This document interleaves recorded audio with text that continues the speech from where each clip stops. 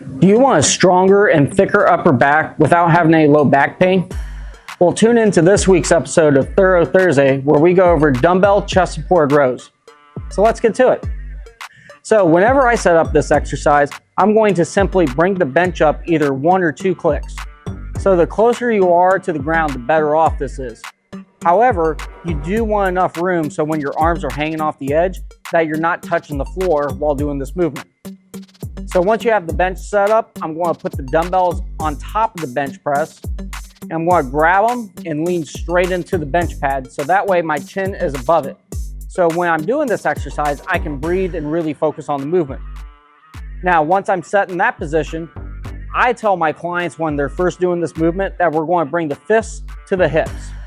So a couple reasons why we do that is that it allows for optimal lat engagement without engaging the biceps while doing this movement.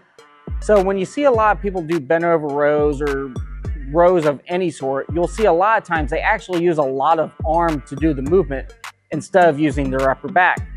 So to ensure that we're engaging the lats and upper back as much as possible, I'm going to try to bring my fist to the top of my hip and come back down.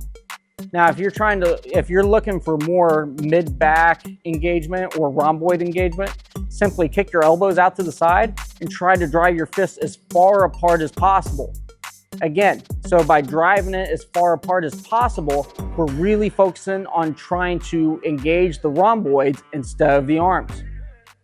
So the other big reason I like using dumbbell chest supported rows instead of a traditional bent over row with barbell is that it puts a lot of pressure on the low back.